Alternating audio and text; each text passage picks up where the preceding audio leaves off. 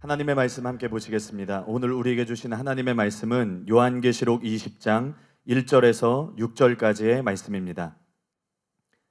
저와 여러분이 한 절씩 교독하시고 마지막 절인 6절은 다 같이 읽겠습니다.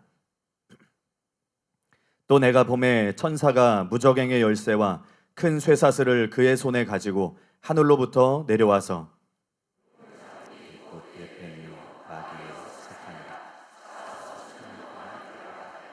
무저갱에 던져 넣어 잠그고 그 위에 임봉하여 천년이 차도록 다시는 만국을 미혹하지 못하게 하였는데 그 후에는 반드시 잠깐 노이리라.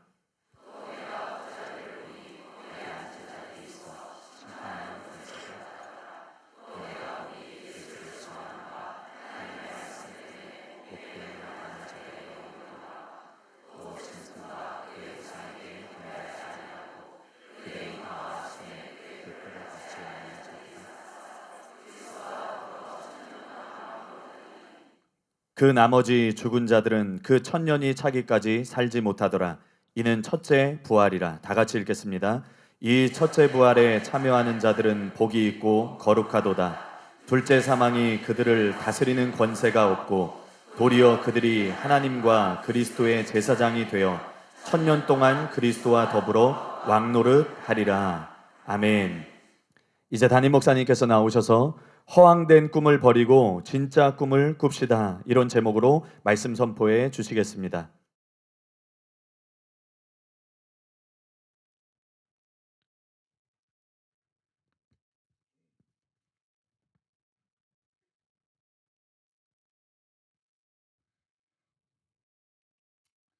본문 말씀을 가지고 허황된 꿈을 버리고 진짜 꿈을 꿉시다, 이런 제목으로 하나님의 말씀을 전하겠습니다. 지난 시간에 여러분들에게 우리가 기도 열심히 하고 진리를 올바로 전파하고 또 성령 충만 받아서 성령의 권능으로 사역을 하면 반드시 부흥이 일어나느냐, 그렇지 않다는 것을 무엇보다도 예수님의 사역을 통해서 살펴봤어요.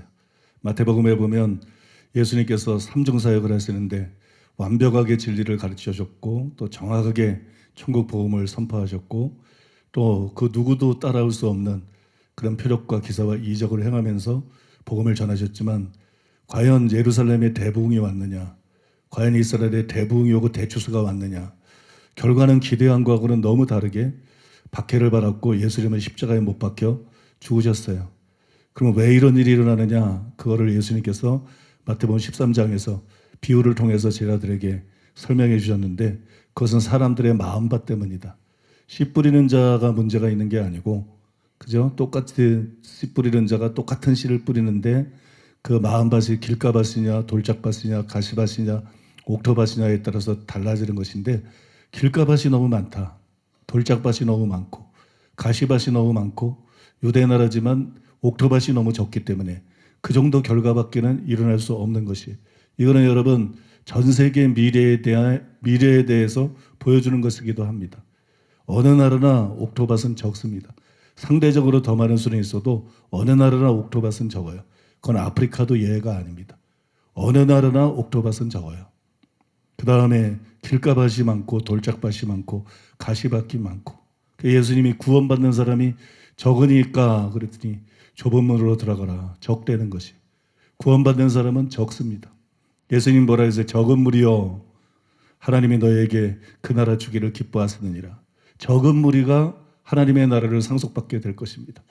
예수님 뭐라 그랬어요? 그날에 많은 사람이 나더러 이르되 불법을 행하는 자들아 나를 떠나, 많은 사람들이 멸망을 받게 될 것이고 적은 무리. 왜 그러냐? 하나님은 모든 사람이 진리를 알고 모든 사람이 구원의 길을 원하시지만 옥토와 같은 마음을 가진 사람이 너무나 적기 때문에, 그거는 뭐 하나님께서 어찌할 수가 없는 문제이기 때문에, 그래서 적은 무리들이 구원을 받을 것이고 마지막 때도 예외가 아닐 것이에요. 인자가 세상에 임할 때 믿음을 보겠느냐, 그렇게 말씀하셨기 때문에 마지막 때에도 여러분 구원받는 사람들은 상대적으로 적어요. 그런 의미에서 밥존스 목사님이나 하워드 피트만 목사님이 전 세계 인류 중에서 2% 또는 2.5%만 천국에 들어가는 것을 봤다.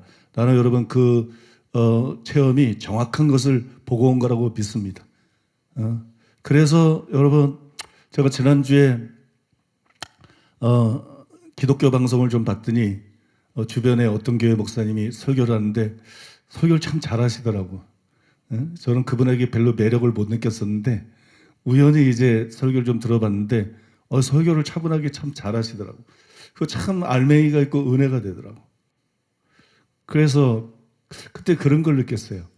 참 설교를 잘하신다. 참 설교 잘하신다. 근데 이제 다른 게 뭐예요? 다른 게 우리 교회는 설교를 잘하는 교회가 아니에요. 설교를 잘하는 교회가 아니고 우리 교회는 말씀과 씨름하고 진리를 정확하게 선포하는 교회. 잘하는 것보다 훨씬 중요한 것은 정확하게 설교하는 것입니다. 진리를 정확하게 보여주는 것. 그러니까 생명의 좁은 길을 정확하게 보여주는 것이. 그래서 우리 교회는 설교를 막 은혜스럽게 하고 설교를 재밌게 하고 제가 좀 재미는 있습니다만 설교를 막 재밌게 하고 뭐 이렇게 잘하고 이런 게 아니기 때문에 우리 교회 성도가 되는 것은 쉽지 않아요. 우리 교회 성도가 되려면 진리에 관심이 있어야 돼. 그냥 막 웃고 은혜 받고 막 흥분하고 이러려고 그러면 우리 교회 성도가 되게 힘들어. 우리 교회 성도가 되려고 그러면 진리에 관심이 많아야 돼. 자기 영혼에 관심이 많아야 돼. 내세에 관심이 많아야 돼. 그런 사람이래야 암만 어려워도 진리가 뭔지를 알기를 원하기 때문에 그 다음에 그 진리가 쉽게 얻어지는 것이 아니기 때문에 여러분 관심을 가지고 잘 듣고 여러분들은 그렇게 하고 계셔요. 제가 지난주에 놀러 왔더니 기분이 좋은지 설교하기 전에 이거 딴 얘기 한참 했어요. 아무튼 지난 시간까지 여러분들에게 말씀드린 거는 전에도 말씀드린 바 있는 기본적인 거를 말씀드린 것이고 이 대부분과 대추수가 진짜 있느냐 없느냐 이거는 굉장히 중요한 문제이기 때문에 전에 말씀드리지 않은 더 깊은 것들을 정확한 것들을 제가 씨름하고 결론 내린 것들을 오늘 여러분들과 나누기를 원합니다. 여러분도 아시겠지만 저는 서울 사랑하는 교회 초기에 대부흥이 오고 있다 이런 책을 썼어요. 그죠? 대부흥이 오고 있다. 당시 저는 영성운동에 심취해 있었습니다. 그 다음에 대부흥과 대추수가 일어날 거라고 굳게 믿고 있었어요.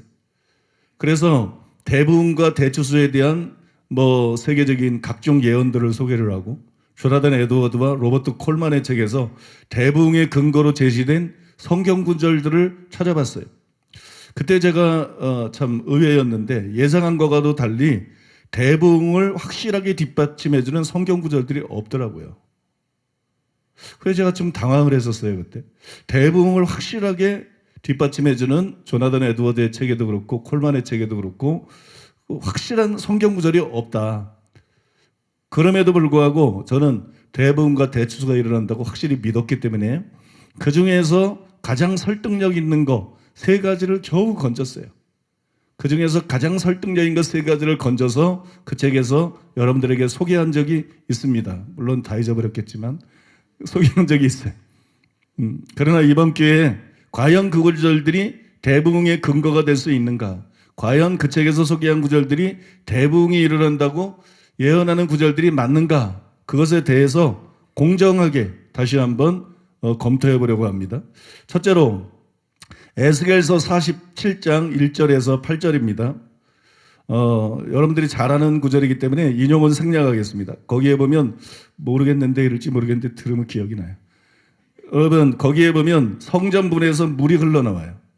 처음에는 작은 시냇물이었는데 큰 강물이 되고 그 다음에 그 물이 바다에 이르렀을 때에는 그 물 때문에 바닷물이 소성케 됩니다.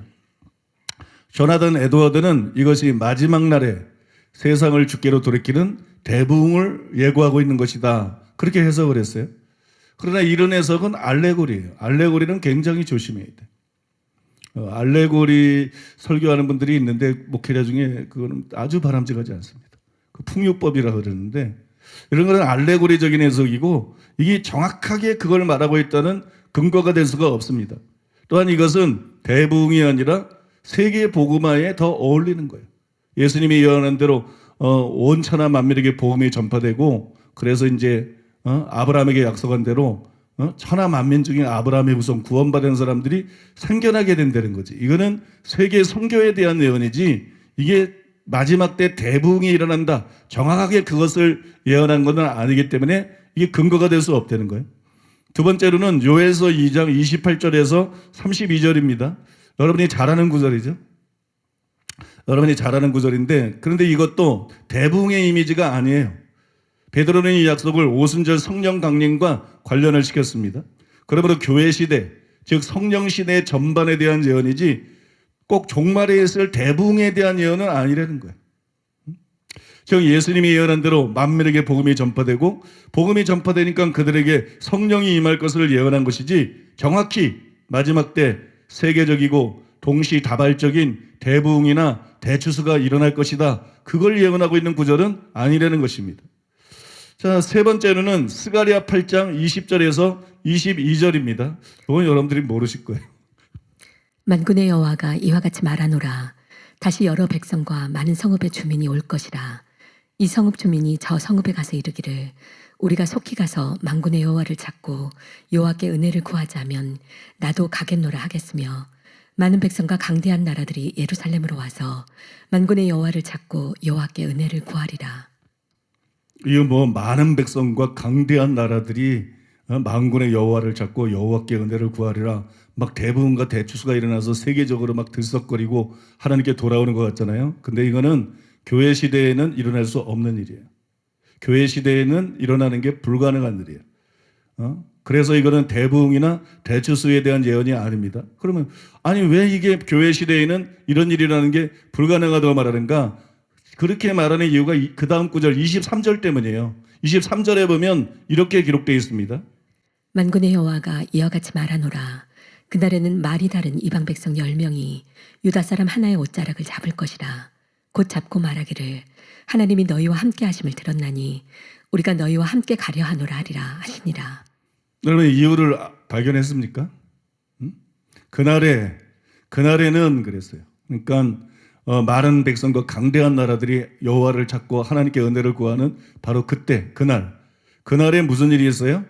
많은 이방 백성이 이방 백성 10명이 유다 사람 하나의 옷자락을 잡을 것이다. 그래서 그리고 말을 하기를 하나님이 너희와 함께 하심을 들었나니 우리가 너희와 함께 가려 하노라. 하나님을 경배하기 위해서 하나님 말씀을 배우기 위해서 너희와 함께 가려 하노라. 이렇게 말할 것이라고 그랬어요. 근데 곧 설명해 드리겠지만 이스라엘은 예수님 재림 때까지 회개하지 않습니다. 개별적으로 일부가 회개해도 국가적으로 이스라엘은 마지막 때까지 강팍할 게 이스라엘이에요. 이방 나라들은 오히려 마음이 부드러워요. 로마서 11장에 보면 이방 나라와 달리 예수님이 재림할 때까지 마지막 때까지 강팍할 나라가 이스라엘이에요. 근데 여러분 이방 사람들이 유대인 한 명을 10명이 붙잡고 우리가 너희를 따라가겠다. 이런 일은 교회 시대 내에는 일어날 수가 없는 거예요.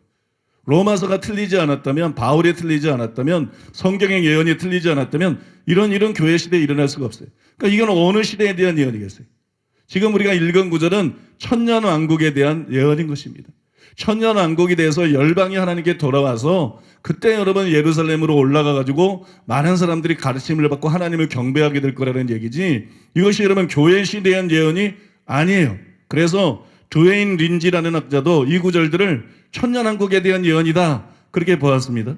그러므로 이 구절 역시 종말에 있을 대부흥에 대한 예언과 무관하다는 것이. 근데 조나단 에드워드나 로버트 콜만이나 대부분과 무관한 이런 구절들을 전부 대부분의 근거로 내세웠고 또 구절만 표현을 보면 비슷한 것 같으니까 또 많은 사람들이 그렇게 착각을 한 거죠. 물론 여러분 이것 외에도 조나단 에드워드와 로버트 콜만이 구약 성경에서 인용한 더 많은 구절들이 있습니다. 하지만 그 구절들도 마찬가지예요. 언뜻 들으면 대부분과 대추수를 예언한 것 같아요. 그러나 자세히 살펴보면 만민에게 복음이 전파될 것을 예언한 것입니다. 하나님이 아브라함과 이삭과 야곱에게 하신 말씀 천하 만민이 너로 말미암아 복을 받으리라. 이건 부흥을 약속한 게 아니에요. 천하 만민에게 복음이 전파되고 천하 만민에서 구원받는 사람이 생겨날 것이라는 거지. 구약의 많은 구절들이 그거를 예언했는데 천하 만민이 들어가고 뭐 많은 사람들이 구원받게 나오니까 이거를 여러분 대부흥으로 둔갑을 시킨 것이에요. 이걸 대부흥과 대추수로 조나단 에드워드부터 착각을 한 것이에요. 또 일부 구절들을 보게 되면 우리가 방금 살펴본 것처럼 교회 시대에 대한 예언이 아니라 천년왕국 때 일어날 일이에요. 천년왕국 때 일어날 일을 착각을 해가지고 대부흥과 대추수로 착각을 해서 그래서 대부흥과 대추수가 있다. 여러분 그런 주장들을 하게 된 것입니다. 그 중에서 가장 대표적인 거 하나를 여러분들에게 소개해드리면 이사야 2장 2절 말씀입니다. 말일에 여호와의 전의 산이 모든 산꼭대기에 굳게 설 것이요 모든 산 위에 뛰어나리니 만방의 그리로 모여들 것이라. 참 멋있는 구절이죠. 말일에 여호와의 전의 산이 모든 산꼭대기에 굳게 설 것이요 모든 작은 산 위에 뛰어나리니 만방이 그리로 모여들 것이라. 이 구절에 대한 해석은 두 가지인데 이 교회 시대를 뜻한다 이런 것도 있고 또 하나는 이거 천년왕국에 대한 말씀이다. 근데 보통은 학자들이 이걸 교회 시대에 일어날 일로 보더라고요. 이게 교회 시대에 일어날 일이다. 근데 저는 그렇게 보지 않습니다. 이거는 교회 시대가 아니라 천년왕국에 대한 예언이다. 제가 그렇게 보는 이유는 4절 때문이에요. 4절 때문에 저는 이것이 교회의 시대일 수가 없다고 생각합니다. 그가 열방 사이에 판단하시며 많은 백성을 판결하시리니 무리가 그들의 칼을 쳐서 보습을 만들고 그들의 창을 쳐서 낫을 만들 것이며 이 나라와 저 나라가 다시는 칼을 들고 서로 치지 아니하며 다시는 전쟁을 연습하지 아니하리라. 여러분 교회 시대 때는 전쟁이 종식되지 않습니다. 근데 이게 전쟁이 종식되는 시대에 대해서 말하고 있어요. 천년왕국 시대 때에는 전쟁이 종식됩니다. 교회 시대 때에는 예수님이 마태복음 24장에서 말세의 징조로 민족이 민족을 나라가 나라를 칠 것이다 이렇게 예언한 것처럼 끊임없이 전쟁들이 일어납니다. 그래서 저는 이것이 교회 시대일 가능성은 없다. 이것이 천년왕국을 가리키는 것이다. 그렇게 생각해요. 근데 뭐 이게 교회 시대를 말하든 이게 천년왕국을 말하든 둘 중에 어떤 의미라도 그것이 종말에 대부흥이 일어난다. 그런 의미는 아니죠. 그러니까 여러분 이 구절은 대부흥에 대한 예언이 아니라는 것이에요. 한 가지 더 여러분들에게 소개해드리면 많은 사람들이 대부흥을 예언한 것으로 믿는 대부흥의 근거로 믿는 굉장히 유명한 구절이 있어요. 굉장히 유명한 구절이 있는데 이사야 11장 9절이에요. 내 거룩한 산 모든 곳에서 해됨도 없고 상함도 없을 것이니 이는 물이 바다를 덮은 같이 여호와를 아는 지식이 세상에 충만할 것임이니라. 이사야 11장 9절이 뭔가 그랬는데 그거구나 싶죠. 물이 바다를 덮은 같이 고영원 씨가 이 구절을 근거로 해서 물이 바다를 덮은 같이 이런 복음성을 만들어가지고 이게 히트를 쳤어요. 그래서 굉장히 유명해진 구절이에요. 물이 바다를 덮은 같이 여호와의 영광을 인정하는 것이 온 땅에 가득하리라. 이런 거 있잖아요. 그죠? 노래는 잘 안 불러요. 주제 파악을 잘하기 때문에. 이 굉장히 유명해진 구절인데 그러나 이 구절은 정확하게 천년왕국에 대한 예언입니다. 이거는 대부흥하고 아무 상관이 없어요. 이거 가지고 암만 찬송 불러봤자 그런 일 안 일어나요. 이거는 여러분 대부흥에 대한 구절이 아니라 천년왕국에 대한 구절이에요. 이게 왜 천년왕국에 대한 구절인지 여러분들에게 제가 좀 정확하게 설명을 해드리겠습니다. 이게 이사야 11장에 나오는 말씀이잖아요. 근데 이사야 11장 1절에서 4절 전반절에 보면 이렇게 기록되어 있어요. 이새의 줄기에서 한 싹이 나며 그 뿌리에서 한 가지가 나서 결실할 것이요 그의 위에 여호와의 영 곧 지혜와 총명의 영이요 모략과 재능의 영이요 지식과 여호와를 경외하는 영이 강림하시리니 그가 여호와를 경외함으로 즐거움을 삼을 것이며 그의 눈에 보이는 대로 심판하지 아니하며 그의 귀에 들리는 대로 판단하지 아니하며 공의로 가난한 자를 심판하며 정직으로 세상의 겸손한 자를 판단할 것이며. 이 뭐에 대한 예언이죠? 딱 들어보니까 뭐에 대한 예언이에요? 예수님 초림에 대한 예언. 예수님의 초림에 대한 예언. 여기 보면 이새의 줄기에서 한 싹이 나며 그랬어요. 이거는 여러분 그 형편없는 구루터기 나무가 그냥 웅장하게 자라고 서 있어야 되는데 잘리고 다 이제 끝났어. 그 구루터기만 남았어. 그 구루터기에서 싹을 틔우기 시작하는 메시아 왕국을 예언한 것이. 싹은 메시아입니다. 이새의 줄기는 다윗 가문이에요. 다윗 가문은 벌써 구약 시대 때 이스라엘의 범죄로 망하고 왕도 없고 뭐 나라도 제대로 없어요. 그죠? 왕도 없고 이건 완전히 망했어요. 다 나무가 잘려버리고 구루터기처럼 구루터기만 남아있어요. 여기에서 싹이 나온다. 여기에서 다시 싹이 나온다. 왕들이 다 끊겨졌는데 여기에서 왕이 나와요. 그분이 메시아예요. 믿습니까? 그분이 메시아. 근데 왜 다윗 대신 이새의 줄기에서 그랬느냐? 다윗의 자손인데 예수님이 다윗의 자손인데 이거는 여러분 그에게서 나올 싹이 농부였던 이새처럼 비천한 신분으로 태어날 것을 말한 것이 예수님이 실제로 그렇게 이 땅에 오신 것입니다. 그 다음에 그 뿌리에서 한 가지가 나서 결실할 것이요 이렇게 말했는데 여러분 이 나뭇가지에서 가지가 나와야 되는데 나무에서 가지가 나와야 되는데 그죠? 나무에서 가지가 나와야 되는데 뿌리에서 한 가지가 나와요. 그것도 한 개가 나와. 뿌리에서 겨우 한 개가 이렇게 뿌리에서 나와. 뿌리에서 땅에 묻힌 뿌리에서 연한 가지가 돋아난 같이 메시아가 무너지 다윗 가문에서 미천하고 보잘것없는 인간으로 이 땅에 오신다는 것이 그분은 비천하고 멸시받는 나사렛 사람이라고 불릴 것입니다. 그러나 자라서 열매 맺는 장성한 나무가 될 것이에요. 예수님이 바로 그런 분이 될 것이라는 것을 말씀하고 있는 것입니다. 그 다음에 우리가 잘 알고 있는 그의 위에 여호와의 영, 곧 지혜와 총명의 영이요 모략과 재능의 영이요 지식과 여호와를 경외하는 영이 강림하시리니 이랬어요. 이거 뭘 말하는지 아세요? 예수님에게 성령이 임했는데 이런 영으로 임했다는 거예요. 예수님께 누가복음 예수님께 성경에 보면 요단강에서 세례받아서 성령이 임하셨잖아요. 근데 성령이 이런 영으로 임했다는 거예요. 지혜와 총명의 영으로 모략과 재능의 영으로 지식과 여호와를 경외하는 영으로. 이게 뭐냐? 예수님은 메시아다. 예수님은 기름 부은 왕이다. 구약시대 때 왕에게 기름 부어서 왕을 세웠는데 그 기름은 성령을 상징하는데 실제로 예수님은 성령이 이와 같이 임한 진짜 왕이시다. 우리들이 기다리던 메시아이시다.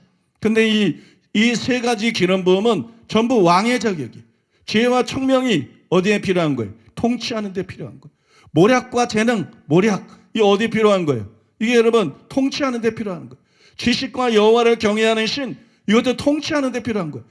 지식과 여호와를 경외하는 신이 왜 통치하는 데 필요한가? 이스라엘의 왕들을 보세요. 하나님을 경외했던 왕들은 얼마나 좋은 왕이 됐지만 성군이 됐지만 하나님을 경외하지 않았던 아합과 같은 왕들이 얼마나 악한 왕을 되고 나라를 망쳐먹고 국민들을 어렵게 했는가? 믿습니까? 그러니까 하나님 경외하지 않는 자를 대통령으로 뽑으면 기독교인들이 범죄하는 거예요. 믿습니까? 하나님을 경외하지도 않는 것들을 국회의원으로 뽑으니까 나라가 이 지경이 돼버린 거야. 지역 감정 버려야 돼. 하나님을 정말 경외하는 사람들이 리더가 되고 지도자가 돼야 돼. 믿습니까? 왕의 최고의 자격은 지혜와 총명이 아니에요. 솔로몬이 지혜와 총명 구했는데 하나님을 경외하는 마음이 부족하니까 완전히 용두사미가 돼버렸잖아요. 믿습니까? 왕의 최고의 자격은 지식과 여호와를 경외하는 영인 줄로 믿습니다.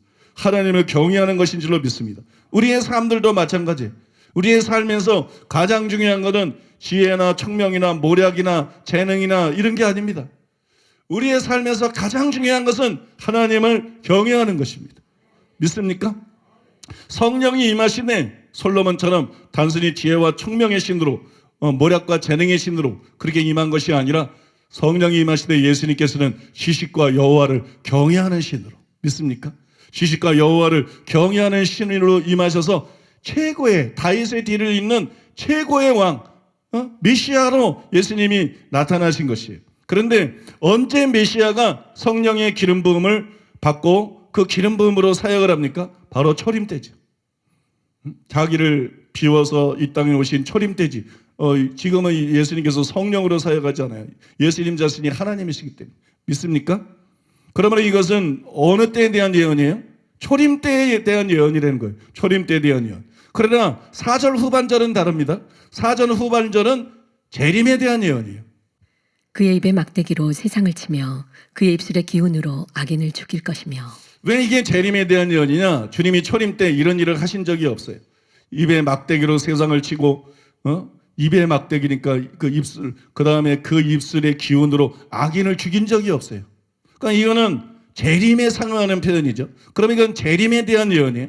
그럼 다음에 그 뒤에 6절이와 8절이 나오는데 재림 뒤가 뭐예요? 천년왕국이잖아요.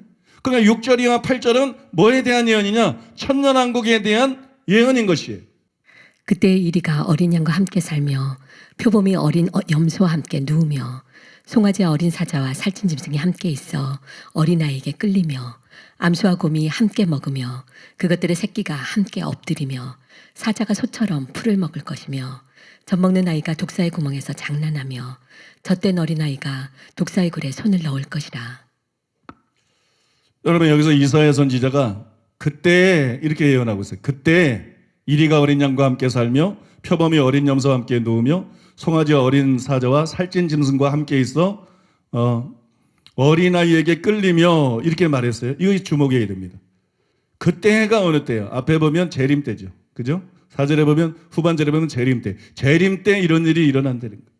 재림 때 이런 일이 일어난다. 재림 전에 일어난 일을 말한 게 아니에요. 재림 때 이런 일이 일어난다. 그래서 여러분 존 마틴도 이 구절을 천년왕국에 대한 거로 보았어요. 이게 재림 때 일어날 일인데 그런데 바로 그 구절 뒤에 뭐라고 나와 있느냐 이렇게 기록되어 있는 거예요. 내 거룩한 산 모든 곳에서 해됨도 없고 상함도 없을 것이니 이는 물이 바다를 덮은 같이 여호와라는 지식이 세상에 충만할 것임이니라. 지금 뭐 동성애가 충만하지 뭘 여호와라는 지식이 온 세상에 충만합니까? 그죠? 악인들이 충만하지. 종교 다원주의가 충만하고 배교가 충만하고 막 그래. 그러니까 여러분 물이 바다를 덮은 같이 여호와를 인정하는 것이 온 세상에 가득하리라. 이거는 교회 시대에 대한 예언이 아니에요. 이거는 여러분 예수님이 재림하고 난 다음에 천년왕국이 이루어질 때 지금 사자가 풀 뜯어 먹나요? 개는 풀 뜯어 먹더라고. 뭐 이제 개 풀 뜯어 먹는 소리 한다 그러는데 개 풀 먹습니다. 뭐 개가 풀 뜯어 먹는 소리는 일리 있는 소리. 여러분 이게 안 이루어졌잖아요. 그죠? 이건 천년왕국에 대한 거거든요. 천년왕국에 대한 예언이기 때문에 그러므로 이 구절도 대부흥이나 대추수에 대한 예언이 아니에요. 어떤 학자들은 이 구절이 천년왕국이 아니라 새하늘과 새 땅에 대한 예언이다. 그렇게 주장합니다. 그러나 여러분 그렇다면 그 뒤에 나오는 다음과 같은 일이 일어날 수가 없어요. 10절이야 14절인데 뭐 다 읽을 필요는 없고 일부만 읽겠습니다. 그들이 서쪽으로 블레셋 사람들의 어깨에 날아앉고 함께 동방 백성을 노략하며 에돔과 모압의 손을 대며 암몬 자손을 자기에게 복종시키리라. 새하늘과 새 땅에서 무슨 이런 전쟁이 일어나냐고. 말도 안 되는 거지. 그죠? 새하늘과 새 땅에서 무슨 다른 나라를 치냐고. 그럼 거기가 무슨 천국이냐고. 그러니까 뒤에 이런 말씀들이 나온 걸 볼 때 이거는 새하늘과 새 땅이 아니라 천년왕국에 대한 예언이라는 것이에요. 여러분 새하늘과 새 땅에서 일어날 일이라는 것을 상상할 수 없기 때문에 그래서 이 구절은 새하늘과 새 땅이 아니라 천년왕국에 대한 예언입니다. 그러니까 이 구절은 대부흥과 대추수에 대한 예언이 아니지요. 여러분 지금까지 여러분과 함께 구약에 나오는 대부흥과 대추수에 대한 예언으로 오해하고 있는 그런 성경 구절들을 살펴봤습니다. 그런데 자세히 살펴본 결과 대부흥과 대추수를 예언한 게 없어요.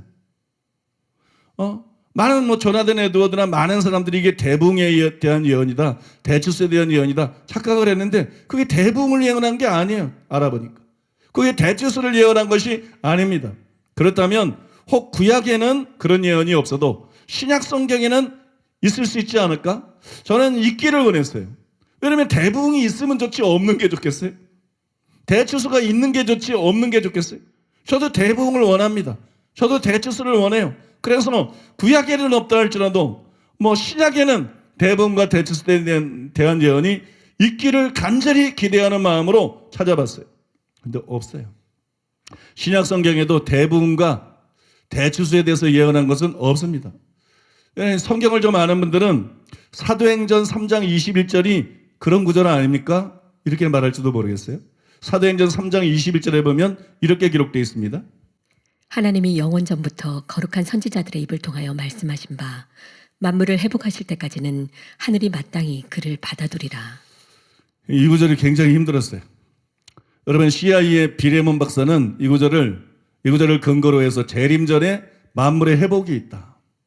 재림 전에 만물의 회복이 있는데 즉 성경적인 진리와 성경적인 사역과 성경적인 그 직임이 회복이 될 것이고 그 다음에 그 결과 대부흥과 대추수가 일어나게 될 것이다. 그렇게 주장을 했어요. 그의 주장은 사도들, 선지자들과 앞으로 올 하나님의 운동들 이라는 그의 책에 자세히 기술이 되어 있습니다. 여러분 우리가 존경하는 케네스 에긴 목사님도 이 구절에 대해서 오해를 했어요.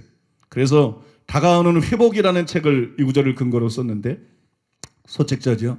그 다가오는 회복이라는 책에 보면 이 구절을 오해를 해서 재림 전에 큰 부흥이 일어날 것이다. 그렇게 여러분 핵인 목사님도 주장을 하고 있어요. 여러분 과거에는 저도 그렇게 생각을 했어요. 과거에도 저도 이제 뭐 유명한 분들이 그러니까 그런가 보다 그랬었어요. 그러던 중에 여러 해 전에 이것이 정말 성경적으로 확실한가? 정말 대부흥을 성경이 말하고 있는가? 예언하고 있는가? 확인하기 위해서 주석들을 찾아보다가 제가 큰 충격을 받았습니다. 왜냐하면 만물의 회복이 재림 전이 아니라 재림을 통해 이루어진다고 쓰여져 있었기 때문에. 비레몬이나 케네스 긴 목사님이나 만물의 회복이 재림 전에 있다고 생각했기 때문에 재림 전에 대붕이 일어나고 대추수가 일어난다 이렇게 생각한 것인데 이 성경 본문은 그걸 말하고 있지 않다는 거죠. 만물의 회복은 재림 전에 일어나는 것이 아니라 예수님이 재림하심으로써 일어나는 것이다. 예수님이 재림하심으로써 되는 것이 만물의 회복이라는 거예요. 여러분 그중에 몇 가지를 제가 여러분들에게 소개해보면 먼저 우리나라의 유명한 주경신학자죠. 박윤선 박사님 주석에 보니까 박윤선 박사님은 이 구절에 대해서 이렇게 썼습니다. 영원 전부터란 말은 오래전부터 혹은 옛날부터란 뜻이다. 거룩한 선지자의 입을 통하여 만유 회복에 대한 말씀을 하신 것은 이사야 11장 6절로 9절, 35장 1절로 10절에도 있다. 만유를 회복하신 다음은 그리스도의 재림으로 인해서만 이루어질 복된 신천지인지의 시대를 염두에 둔 말씀이다. 이 시기가 오기 전에는 그리스도께서 하늘에 계신다. 여기 회복이란 말은 주님의 재림 때에 만물이 새롭게 되는 영화를 가리킨다. 이 재림 때 될 일이라고 그러죠. 그 다음에 여러분 이상근 박사님이라고 있어요. 이상근 박사님의 주석에 보니까 이 구절에 대해서 또 이렇게 썼어요. 유대인의 사상으로 그때는 첫째, 정치적으로 유대인이 외국의 압박에서 해방되며 둘째, 도덕적으로 엘리야의 선고로 실현되는 메시아가 오시고 인간이 하나님께 돌아오는 때이다. 셋째, 그러나 신약에서는 종말적으로 그리스도의 재림에서 실현될 만물의 소생과 성도들이 복락에 참여하는 축복의 시기이다. 그리고 여러분들이 잘 아는 금세기 최고의 복음주의 신학자라 그러는데 어떤 분들은 존 스토트가 그 지옥의 영원한 지옥에 대해서 안 믿는다 그러더라고요. 그래서 영원 멸절설을 믿는다 그러나 근데 존 스토트를 왜 인용합니까 그러는데 여러분 성경을 정확하게 100% 다 알고 있는 사람은 지구상에 한 사람도 없어요. 저도 예가 아니고 한 사람도 없어요. 그거는 그 사람의 오류고 다른 면에서 해석들이 탁월하고 실력이 있으니까 그걸 보는 거지. 또 어떤 사람은 어제도 막 카페에 글이 올라왔더라고. WEA 한기총이 WEA에 가입이 돼 있다. 난 그런 거 알지도 못해. 관심도 없고. 어떤 사람이 나한테 막 메일을 보내. WEA도 종교다원주의 그런 성격이 있는데 한기총이 WEA에 가입이 돼 있는데 우리 교회가 한기총에 가입된 거는 배교가 아니냐. 이거는요 생각도 너무 극단적인 생각이에요. 우리가 여러분 종교다원주의를 지지합니까? 우리가 WCC를 지지합니까? 우리가 동성애를 지지합니까? 어느 지구상의 어느 교회보다도 강력하게 반대하는 거예요. 우리가 여러분 한기총에 가입한 것이 WCC를 지지하는 겁니까? 종교다원주의를 지지하는 것입니까? 동성애를 지지하는 것입니까? 전혀 아니에요. 한기총이 한국교회를 대표하는 연합기관 중에 하나이기 때문에 대표적인 연합기관 중에 하나이기 때문에 그런데 소속되어 있지 않으면 굉장히 많은 불이익을 받고 성도들이 오해를 받기 때문에 힘들게 거기 들어간 것뿐이지 우리가 소신을 꺾은 게 뭐 있어요. 그죠? 우리가 소신을 꺾은 게 뭐 근데 왜 이렇게 편협하고 극단적인 생각을 가지고 그런 걸 쓰는지 모르겠어. 나한테 매일 몇 번 보내서 뭐라 그랬어. 왜 이렇게 극단적인 생각을 갖냐고. 그거는 여러분 한기총이 WEA에 가입되어 있든 말든 그건 그쪽 문제지 우리하고는 아무 상관없는 거예요. 믿습니까? 우리는 그런 데 동의하는 것도 아니고 그죠? 그거 아무 상관없는 거예요. 여러분 전체는 그렇지 않지만 일부가 그런데 아주 난 못마땅해. 왜 그래 쓸데없는 거 듣고 쓸데없는 질문하고 쓸데없는 글을 올리고 이단 도명을 쓰고 있다가 그걸 한기총에서 조사를 해서 아니라는 게 밝혀져서 그래서 들어갈 수 없었던 한국연합단체에 들어간 것뿐이지 그 이상도 그 이하도 아닌데 무슨 소설 들었겠느냐고. 그죠? 뭐 그렇게 자꾸 확대시켜서 사실하고 다르게 엉뚱한 얘기들 하냐고. 그러면 여러분 너무 극단적인 거고 너무 과격한 거고 그건 잘못된 것이에요. 믿습니까? 그거는 생각들이 잘못된 것이에요. 한 번은 얘기할 필요가 있다고 생각이 들어서 여러분들에게 말씀을 드립니다. 그 다음에 아무튼 존 스토트 얘기하다 보니까 그랬는데 존 스토트는 이 구절에 대해서 이렇게 썼습니다. 일부 주석가들은 이 문장에 나오는 만물이라는 단어가 하나님이 회복하실 우주를 가리키는 것이 아니라 그분이 확증하실 약속들을 가리킨다고 생각한다. 그래서 RSV를 번역한 사람들은 이 구절을 하나님께서 그의 거룩한 예언자들의 입을 통하여 말씀하신 모든 것을 확증하실 때까지라고 번역했다. 하지만 아포카타스타시스를 예수님이 새 세상이라고 부르신 종말론적 회복, 곧 자연이 고통과 사멸의 종살이에서 해방되고 하나님이 새 하늘과 새 땅을 만드실 그때로 이해하는 것이 훨씬 자연스럽다. 이러한 최종적인 완성은 그리스도가 재림하실 때 이루어질 것이다. 제가 마지막으로 로이드 존즈가 이 구절에 대해서 뭐라고 썼는지 하나를 더 읽어드리겠는데, 제가 약간 지루할 수도 있는데 뭐 박윤선 박사, 이상근 박사, 존 스토트, 그 다음에 로이드 존즈까지 이걸 읽는, 로이드 존즈 좀 길어요. 근데 이거를 제가 읽는 이유가 있어요. 왜냐하면 이 구절이 어떤 의미인지 단정하는 게 굉장히 어려운 것이기 때문에. 제가 몇 번을 시도하다가 포기하고 겨우 하나님 은혜로 정리를 하게 되는데, 이 굉장히 어려운 부분이기 때문에 이런 배경들이 좀 필요하다고 판단돼서입니다. 그래서 제가 이거를 좀 인용을 한 건데, 로이드 존즈는 이 구절에 대해서 뭐라고 썼느냐, 제가 보니까 로이드 존즈가 제일 정확하게 썼어요. 앞에 거는 반은 맞고 반은 틀려요. 그러니까 만유의 회복이 재림 전이 아니라 재림 후다, 요거는 맞아요. 근데 만유의 회복이 계시록 21장 5절에 나오는 내가 만물을 새롭게 하노라, 나도 옛날에 그런 건 줄 알았어요. 그런 건 줄 알았는데 어제 새벽인가요? 어제 새벽 4시 반에 제가 일어났는데, 어제 새벽 4시 반에 일어났는데 성령님께서 4시 반부터 한 6시까지 계속 말씀을 주시더라고요. 계속 말씀을 주시면서 이 문제, 이 굉장히 난해한 부분인데 여기에 대해서 이렇게 완벽하게 이해할 수 있도록 가르쳐 주셨어요. 그래서 그때 저도 알게 됐어요.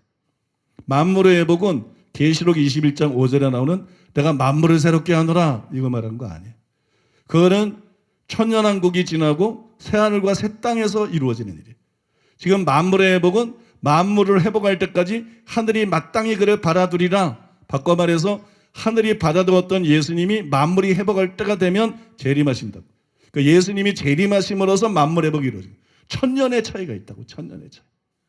그러니까 여기 전부 착각하고 있다고. 박윤선 박사, 이상근 박사, 존 스토트 전부 착각하고 있어요. 그러니까 이게 만물의 회복이 예수님 재림 전에 이루어지는 것이 아니라 예수님 재림을 통해서 이루어진다, 이거는 바르게 보셨다고.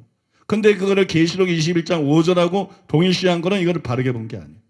그런 의미에서 볼 때 뭐 로이드 존도 생각이 똑같았는지 모르겠지만, 제가 보니까 일단 표면상으로 나타난 글을 볼 때 문제가 없는 게 로이드 존즈의 글이에요. 로이드 존즈는 이 구절에 대해서 이렇게 썼어요. 그렇다면 하나님께서 당신의 아들을 세상에 다시 보내시는 이유는 무엇입니까? 만유를 회복하기 위해서입니다. 하나님께서는 만물을 회복하고 재건하시기 위해 당신의 아들을 다시 세상에 보내실 것입니다. 하나님께서 세상의 기초가 놓일 때부터 이렇게 하시기로 약속하셨다고 베드로는 말합니다. 하나님께서는 당신의 거룩한 사도들과 선지자들을 통해 그렇게 말씀하셨습니다. 하나님께서는 만물이 회복되도록 당신의 아들을 다시 보내실 것입니다. 어떤 사람은 그게 무슨 뜻이냐라고 묻습니다. 사도 바울은 에베소서 1장에서 훌륭하고도 인상적인 구절로 이것을 표현했습니다. 그 뜻의 비밀을 우리에게 알리셨으니 곧 그 기쁘심을 따라 그리스도 안에서 때가 찬 경륜을 위하여 예정하신 것이니 하늘에 있는 것이나 땅에 있는 것이 다 그리스도 안에서 통일되게 하려 하심이라. 바로 이것입니다. 그리스도께서는 우주를 회복하기 위해서 오실 것입니다. 그렇다면 우주는 왜 회복되어야 합니까? 이 질문은 바로 여러분과 제가 관련되어 있는 질문입니다. 우리가 살고 있는 이 세상은 하나님께서 창조하신 그대로의 세상이 아닙니다. 하나님은 이 세상을 완전하게 지으셨습니다. 거기에는 가시도 엉겅퀴도 아픔도 마비도 질병도 죽음도 없었습니다. 이 세상은 완전한 낙원이었고 하나님의 모양과 형상대로 지음받은 인간은 그 속에서 완전했습니다. 사도 바울은 로마서 8장에서 이것을 영원히 기억될 만한 말로 표현했습니다. 이 말씀은 현대세계가 알지 못하는 것이지만 알아야 할 필요가 있는 것입니다. 생각컨대 현재에 권하는 장차 우리에게 나타날 영광과 좋게 비교할 수 없도다. 피조물에 고대하는 바는 하나님의 아들들에 나타나는 것이니 피조물이 허무한 데 굴복하는 것은 자기 뜻이 아니요 오직 굴복해 하시는 이로 말미암음이라. 이것은 피조물 그 피조세계 자체가 썩어짐의 종로로 돼서 해방되어 하나님의 자녀들의 영광의 자유에 이르는 것을 뜻합니다. 아담과 하와는 피조물의 주인이었습니다. 하나님께서 이들을 우주 가운데서 두신 것은 당신을 위해 우주를 관리하도록 하기 위해서였습니다. 이들이 타락했을 때 우주도 타락했고 하나님께서 땅을 저주하셨습니다. 이때 질병이 들어왔습니다. 이때 마비가 들어왔고 가시와 엉겅퀴가 들어왔습니다. 이때 전쟁과 살인도 들어왔습니다. 이때 삶의 생지옥과 다를 바 없게 하는 모든 것이 들어왔습니다. 세상은 엉망이 되었습니다. 세상은 혼돈에 빠졌습니다. 세상은 무질서와 문제로 가득해졌습니다. 세상은 저주를 받았습니다. 그러나 하나님께서 당신의 그리스도 당신의 아들을 세상에 보내실 때 그분은 세상을 바로 잡으실 것입니다. 이것이 만유의 회복입니다. 이게 만유의 회복이에요. 이게 만유의 회복이에요. 물론 여러분 만유의 회복을 재림 전으로 보는 학자들도 있어요. 우리하고 다르게 재림 전으로 보는 학자들이 있어요. 그래서 제가 이게 만유의 회복이 재림 전인가 재림 후인가 이걸 놓고 오래도록 고민을 했어요. 그리고 오래도록 연구를 했어요. 그런데 둘 중에 어느 것이 옳은가 이걸 결정 내리는 것은 불가능하다. 이거 불가능하다. 그렇게 느꼈어요. 원어를 찾아봐도 문맥이나 문법을 봐도 또 다른 해석들을 앞만 살펴봐도 어디에서도 이거를 결정 지을 수 있는 이런 결정적인 증거를 발견할 수가 없었어요. 그래서 제가 두세 차례 연구하다가 낙심했어요. 두세 차례 연구하다가 포기해버렸어요. 모르겠다. 도저히 모르겠다. 그런데 이게 몇 주 전에 수요일 밤에 비로소 감을 잡을 수 있었어요. 그 다음에 어떤 것이 옳은지 포기하고 지냈는데 다른 걸 연구하다가 이게 연결이 돼가지고 감을 잡을 수 있었고 그리고 어떤 것이 옳은지 결정을 내릴 수가 있었어요. 저는 여러분 엉터리로 결정 내리고 여러분들에게 믿어라 모르면 말 안 하지. 모르면 말 안 하지. 그렇게 안 합니다. 여러분 그래서 정리하게 된 것을 여러분들에게 설명해 드리겠습니다. 먼저 만물의 회복은 세례요한에 대해서 예수님이 한 말씀하고 굉장히 비슷해요. 마태복음 17장 11절에 보니까는 예수님이 세례요한에 대해서 이렇게 말씀했어요. 엘리야가 과연 먼저 와서 모든 일을 회복하리라. 엘리야가 가장 먼저 와서 모든 일을 회복하리라. 근데 사도행전 3장 21절에 만물이라는 단어하고 여기 엘리야가 모든 것을 회복하리라. 이 모든이라는 단어가 원어는 똑같은 거예요. 둘 다 파스라는 단어를 썼어요. 둘 다 여러분 똑같은 단어예요. 그래서 많은 사람들이 세례 요한을 통해서 회복되었던 그런 종류의 회복이 재림전에 있을 것이다. 세례 요한이 막 회개하라고 범죄하니까 온 유대 사방에서 와서 회개하고 그랬잖아요. 대부흥하고 비슷하잖아요. 대치수하고 이미지가 비슷하잖아요. 그러니까 예수님 재림전에 그런 일이 일어날 것을 예언한 것이다. 그렇게 생각하는 분들이 있어요. 상당히 일리가 있죠. 근데 여러분 계시록 21장 5절에 보면 같은 단어인 파스를 세례 요한에게 말했던 것처럼 모든이라는 단어로 해석을 하지 않고 여기서는 만물이라고 번역을 했어요. 그래 모든과 만물에 따라서 이게 달라져요. 파스가 모든을 뜻하느냐 만물을 뜻하느냐. 왜냐하면 세례 요한 때 모든 것이 회복되려는데 세례 요한 때 만물이 회복되지는 않았죠. 그죠? 분명히 세례 요한 때 만물이 회복되지는 않았어요. 만물의 회복은 전혀 없었어요. 그러므로 파스가 모든이 아니라 계시록 21장 5절에 썼던 것처럼 만물을 뜻한다 그러면 앞에서 말한 그런 해석은 불가능하다는 결론이 나오죠. 그죠? 그런 해석은 불가능한 것이. 그래서 사도행전 3장 21절에 나오는 파스가 과연 세례 요한을 말할 때 썼던 것처럼 모든을 뜻하느냐 아니면 계시록 21장 5절에 나온 것처럼 만물을 뜻하느냐 요게 중요한 것입니다. 요게 이제 키가 되는 것인데 둘 중에 어떤 의미일까요? 여러분 둘 중에 어떤 의미냐 그러면 만물이라는 의미예요. 그래서 여러분 개역개정 성경에서도 만물의 회복할 때까지 만물이라고 번역을 했고 뿐만 아니라 공동번역 성경, 표준세번역 성경, 현대인의 성경, 바른 성경 이런 대부분의 번역본들이 사도행전 3장 21절에서는 모든이라고 번역을 안 했고 전부 만물이라고 번역을 한 것이. 그래서 여러분 이 구절은 대부흥과 대치수에 대한 예언이 아닌 것입니다. 믿습니까? 이건 대부흥과 대치수에 대한 예언이 아니에요. 이거는 여러분 단순히 저의 추측이 아니에요. 베드로는 뭐라고 말했느냐? 만물을 회복하실 때까지는 하늘이 마땅히 그를 바라두리라 이렇게 말했어요. 만물을 회복하실 때까지는 하늘이 그를 마땅히 바라두리라. 그러므로 이것이 제가 부정한 앞의 해석들이 맞다 그러면 예수님 재림 전에 대부흥이 있어야 된다는 거예요. 근데 예수님 재림 전의 상황을 가장 자세하게 보여주는 것이 요한계시록인데, 여러분 요한계시록에 보면 예수님 재림 전에 대부흥이 없다는 거예요. 대처사가 없다는 거예요. 대신에 예수님 재림 전에 대환란이 있다는 것이, 그러므로 여러분 베드로가 말한 만물의 회복은 대부흥이 아니라는 것입니다. 그것은 대처수가 아니라는 것이에요. 또 여러분 존 스토트는 다른 해석을 제시를 했는데, 존 스토트는 일부 주석가들은 이 문장에 나오는 만물이라는 단어가 하나님이 회복하실 우주를 가리키는 것이 아니라 그분이 확증하실 약속들을 가리킨다고 생각한다. 그래서 RSV를 번역한 사람들은 이 구절을 하나님께서 그의 거룩한 선지자들의 입을 통하여 말씀하신 모든 것을 확증하실 때까지라고 번역했다. 그러니까 무슨 말이냐면 만물의 회복이라는 것이 우주가 회복되는 걸 말하는 게 아니고, 이 만물의 회복이라는 것은 구약 성경이 예언한 그 예언들이 성취된 것을 말하는 것이다. 뭐 그런 견해입니다. 좀 유명한 하워드 마샬도 동일한 주장을 했어요. 재림은 어찌되었든 하나님이 시초부터 선지자를 통해서 말씀하신 모든 것이 온전히 성취되고 나서야 발생할 것이다. 성취라는 단어는 1장 6절의 회복으로 번역된 어휘와 동일한 어근으로부터 왔다.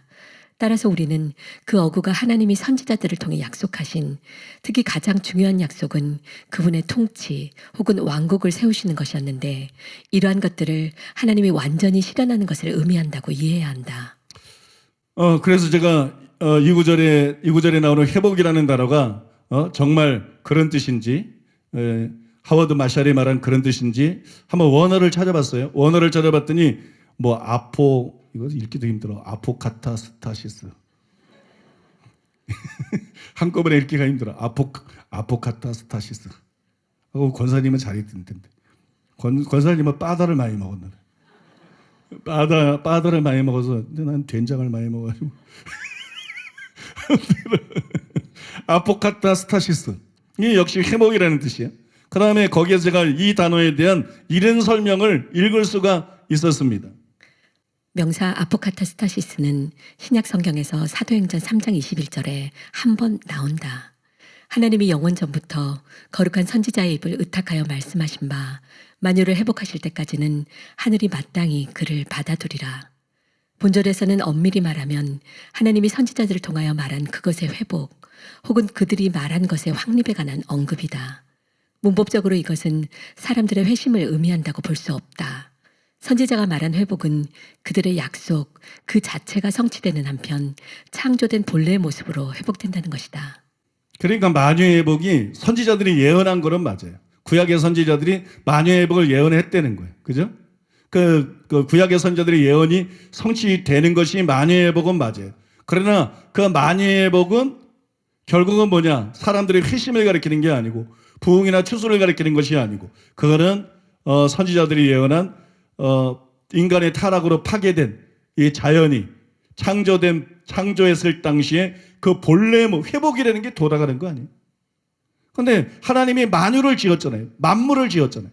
하나님이 태초에 천지를 창조하시고 만물을 지었는데 인간이 타락함으로 땅이 저주를 받았잖아요. 그죠? 이게 훼손이 됐잖아요. 이게 다시 옛날로 돌아가는 게 회복이거든요. 그게 만물의 회복이거든요. 그거를 여러분 가르친다는 것이죠. 여러분 무엇보다 이미 살펴보았듯이 구약 성경에 종말의 대붕이 일어난다 이렇게 예언한 선지자가 없어요. 우리가 성경저들을 살펴봤잖아요. 아무도 그렇게 예언하지 않았어요. 베드로는 선지자들이 예언했다 그러는데 한 명도 이 재림 전에 대붕과 대추수가 일어난다 이렇게 예언한 적이 없어요. 이것만 보더라도 지금 구약의 많은 선지자들이 예언한 만유의 회복이 대붕이 아니라는 걸 알 수가 있죠. 그게 여러분 대추수가 아니라는 걸 알 수 있어요. 그러니까 이 사도행전 3장 21절은 여러분 많은 사람들이 착각하고 있는 것처럼 재림 전에 대부흥이 일어난다고 예언하고 있는 구절이 아닙니다. 또 재림 전에 대추수가 일어난다고 말씀하고 있는 그런 구절도 아니에요. 여러분들이 잘 들으시는데 여기가 대학원인지 교회인지 여기가 대학원인지 교회인지 막 여러분들이 참 그럴 거예요. 근데 지금 우리가 계시록을 살펴보고 있잖아요. 계시록을 살펴보는데 앞으로 드리는 시간이 좀 많을 것 같아요. 내가 계시록 후반부로 오니까 생각지 못한 복병들이 있더라고.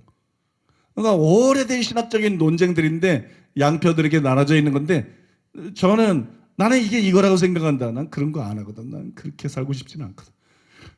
정확하게 구분을 해가지고 정확하게 분별해서 정확하게 반론도 반박을 해가지고 이게 아니고 이게 맞다. 그 결론을 내리니까 얼마나 힘든지 몰라.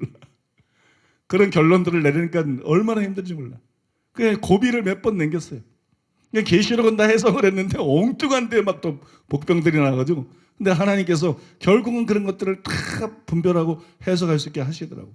그래서 이거는 마지막에 이제 계시록을 마무리 짓고 계시록을 온전히 이해하는 데 있어서 필요한 부분이기 때문에 단단한 식물이지만 어렵더라도 상관없어요. 그냥 이해할 수 있는 만큼만 들으면 돼. 그죠? 그냥 뭐 걱정할 필요가 없어. 모르는 건 그냥 가만히 그냥 멍 때리고 지나가고 멍 때리고 지나가고 아는 거 그렇구나. 또 은혜 받는 건 막 은혜 받고 뭐 그러면 돼. 뭐 별거 있어. 그러면 되고 나중에 이게 이제 책으로 나오니까 이 글로 듣는 말로 듣는 거하고 책으로 읽는 거는 이렇게 생각할 수 있는 사색할 수 있는 시간이 있기 때문에 이게 충분히 또 이해할 수 있거든요. 그러니까 나중에 책을 꼭 사서 보셔야 돼요. 설교만 듣고 땡하고 비가 바위 그러면 안 돼. 나중에 책을 사서 보시면 여러분들이 다 이해가 될 줄로 믿습니다. 자, 마지막으로 설교를 바로 끝낸다는 얘기는 아닌데 마지막으로 만물의 회복할 때까지 사도행전 3장 21절을 살펴보고 있습니다. 만물의 회복할 때까지 하늘이 마땅히 그를 바라들이라. 하늘이 예수님을 바라든다. 그러니까 그때까지 예수님은 재림하시지 않는다. 이렇게 여러분 사도 바울이 말을 했는데 또 사도 바울이 뭐라고 말했느냐. 로마서 8장에서는 이렇게 말을 했습니다. 로마서 8장 19절로 21절. 피조물이 고대하는 바는 하나님의 아들들이 나타나는 것이니 피조물이 허무한데 굴복하는 것은 자기 뜻이 아니요 오직 굴복하게 하시는 이로 말미암음이라. 그 바라는 것은 피조물도 썩어짐의 종노릇한 데서 해방되어 하나님의 자녀들의 영광의 자유에 이르는 것이니라. 여기 보면 굉장히 이제 특이한 말씀이 나오는데 피조물들이 막 고대를 하는데 막 고대하고 파마하고 막 기다리는데 우리 성도님들은 참 착하셔. 아니 이런 흔해 빠진 아재가 그렇게 재밌을 수가 있어. 그건 내가 자꾸 하게 되잖아. 이 반응이 없어야 이건 아니구나 이거 시대 떨어진 거야. 그러고 이제 안 하는데 이 그냥 파마 한마디에 저렇게 재밌게 웃어주니까 이게 나를 그렇게 길들인 거거든 여러분들. 이렇게 길들여가지고 이런 말을. 피조물들이 고대를 해. 뭘 고대를 하느냐? 하나님의 아들들이 나타나는 것을 고대를 해. 이게 하나님의 아들이면 간단합니다. 하나님의 아들이 나타난다 그러면 재림이잖아요. 예수님 재림이 되는데 하나님 아들이 아니고 하나님의 아들들이 나타나는 것을 고대한다. 그러니까 막 헷갈리는 거예요. 하나님의 아들들이 나타나는 게 도대체 뭐지?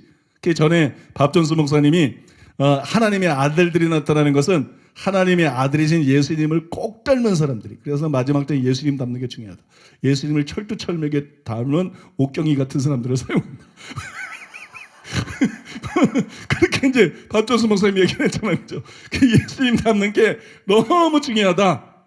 그런 사람들이 일어나게 되는데 그들은 죽지 않는 세대다. 죽지 않는 세대가 태어나기 시작했다. 이건 진짜로 위험한 겁니다. 이건 거의 사이비에 가까운 발언입니다. 사이비에 가까운 발언. 그들은 이제 죽지 않는 세대가 태어났다. 그래서 그들을 통해서 대부흥이 일어나게 될 것이다. 대추수가 일어나게 될 것이다.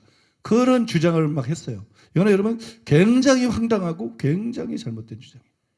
초점은 좋은데 그러니까 이게 그러면 그분이 뭐 이단이냐 그런 거 아니야. 성경에 대해서 무지해서 그러는 거야. 성경에 대해서 무지하고 체험만 쫓아가다 보니까 이런 망상에 빠지는 거예요. 망상. 여러분 이 말씀은 그런 말이 아니에요. 절대로 그런 의미가 아니에요. 그러면 하나님의 아들들이 나타나는 것, 피조물이 고대하나 하나님의 아들들이 나타나는 것은 어떤 의미냐? 더글라스 무가 그 의미를 잘 설명했습니다. 피조물이 고대하는 하나님의 아들들의 나타남은 그리스도인의 진면목이 드러난다는 것이다. 바울은 그리스도인은 이미 하나님의 아들들이라는 점을 분명히 밝혔다. 그러나 다른 모든 사람과 마찬가지로 고난에 처하고 연약함을 겪기 때문에 그리스도인들이 이 세상에서는 별로 하나님의 아들들답게 보이지 않는다. 마지막 날은 우리의 진짜 신분을 공공연히 드러나게 할 것이다. 영접하는 자, 곧 그 이름을 믿는 자들에게는 하나님의 자녀가 되는 권세를 주셨으니 우리는 그리스도와 함께 하나님의 후사다. 이렇게 말합니다. 왕 같은 제사장이다. 모든 성도들은 평범한 사람이 아니다. 왕 같은 제사장이다. 근데 여러분들이 한번 옆 사람을 보세요. 이게 옆 사람을 보면 이게 권세가 있는 사람 같습니까? 옆 사람을 보니까 막 대제사장 같고 막 옆 사람을 보니까 막 왕 같습니까? 왕? 막 하나님의 재벌 2세도 아니고 막 재벌이야 회사 하나 보지만 하나님은 온 우주가 하나님 것인데 옆 사람 보니까 재벌 2세 꽃보다 남자는 완전히 저리 가라. 여러분 하나님의 후사처럼 보입니까? 안 그렇죠? 그죠? 눈 베렸죠?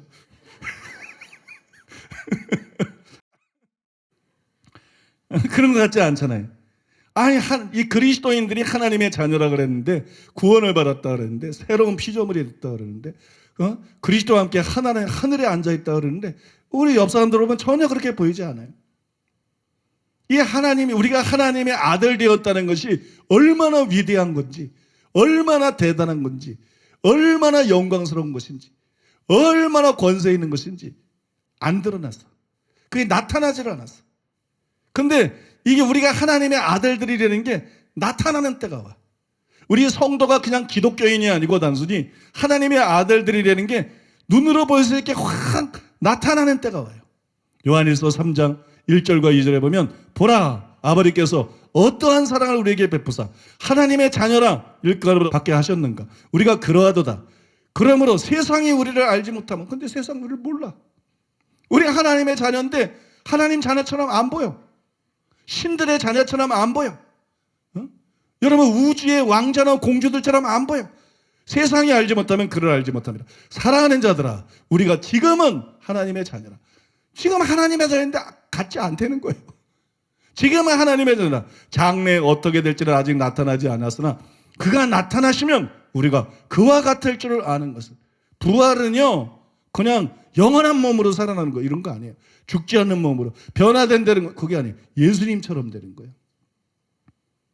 우리가 그에 오는 것을 보면 그와 같을 예수님처럼 바뀐다는 거예요. 예수님처럼 된다는 거예요. 그의 참모습 그대로 볼 것이기 때문에 예수님의 참모습을 우리가 갖게 된다는 거예요. 예수님의 형상이 이루어지고 예수님의 영광에 동참하게 된다는 거예요. 여러분 믿습니까? 이게 어마어마한 것이에요. 그때 하나님의 아들들이 진면목이 딱 나타나는 거예요. 야, 그리스도인이 이런 존재구나. 구원받았다는 게 이런 거구나.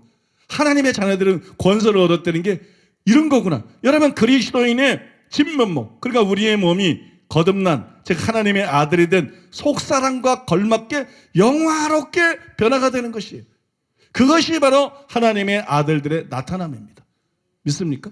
그것이 하나님의 아들들의 나타남이에요. 이 일이 언제 일어납니까? 재림 때 일어나죠.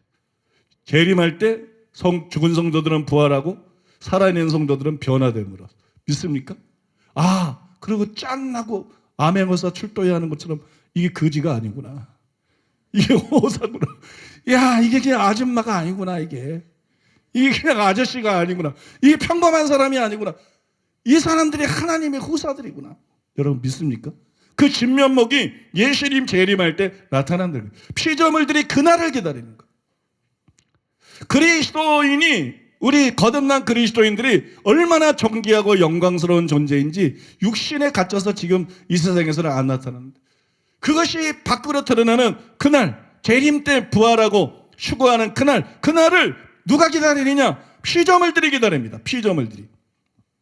그러면 왜 피조물들이 이 날을 기다릴까요? 그거는 여러분 이유가 있어요. 하나님의 아들들의 나타남이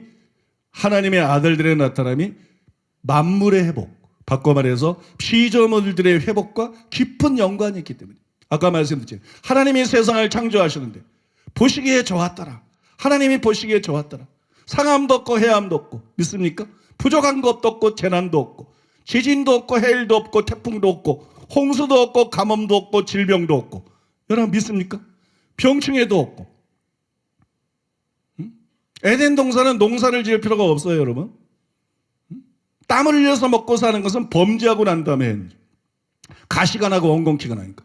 지금 이 잡초 보세요, 잡초. 아무가 키우는 사람이 없어. 그래도 곳곳에 잡초야.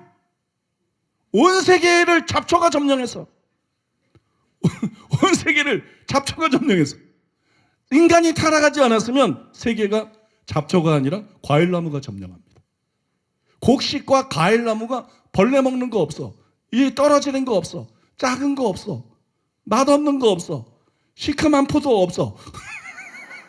여러분, 그것이 완벽하게 그냥 가꿀 필요가 없어. 잡초를 가꾸지 않는 것처럼 그건 저주 때문에 온 거야. 그건 저주 때문에 온 것이고 그것이 완벽하게 익어서 그냥 따먹으면 돼. 그게 원래 하나님이 만들어 놓은 에덴 동산이에요. 믿습니까? 근데 인간이 타락함으로 말미암아 저주를 받았죠. 땅이. 가시가 나죠. 엉겅퀴가 나죠. 짐승들이 막 죽임을 당하죠. 그죠? 땀을 흘리지 않으면 먹고 살 수가 없죠. 그래서 우리가 힘들죠. 아담 때문에.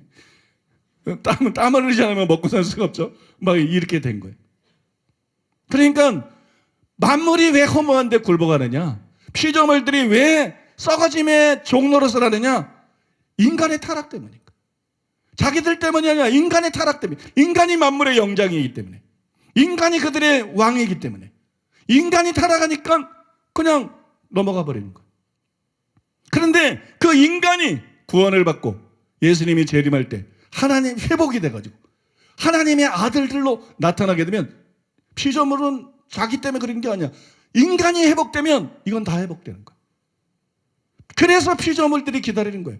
그때 우리는 썩어짐의 종로로 돼서 자유케 된다. 믿습니까? 험한 데 굴복한 데서 자유케 된다. 이게 뭐냐? 똑같은 걸 말하고 있는 거예요. 베드로하고 바울이 똑같은 거. 이게 만물의 회복이라는 겁니다. 이게 바로 만물의 회복이다. 그러니까 계시록 21장 5절에 내가 만물을 새롭게 만들어. 그거 아니에요, 여러분. 그건 나중에 자세히 살펴볼 거예요. 그걸 따로 다룰 시간이 있을 거예요. 그걸 말하고 있는 게 아니라 예수님 재림할 때 천지 창조 때 아담과가 타락하기 이전에 하나님 보시기에 좋았더나 그 상태로 회복되는 거, 그게 만유의 회복이다. 믿습니까? 그 상태로 돌아가는 거, 그게 썩어짐의 종노릇한 데서 허무한 데서 자유케 된 영광의 자유다. 여러분 믿습니까? 피조물이 고대하는 그게 바로 여러분 영광의 자유인 것이. 그러므로 우리는 이 구절을 재림을 통해서 천지 창조 때와 같이 만물이 회복되는 것에 대해서 예언한 것이라고 보아야 되는 거예요. 실제로 여러분 이 구절은 그런 의미가 되는 거예요. 그러니까 이 구절 역시 사도행전 3장 21절 역시 대붕을 예언한 게 아니에요. 대추수를 예언한 것이 아닙니다. 착각들을 한 것이죠.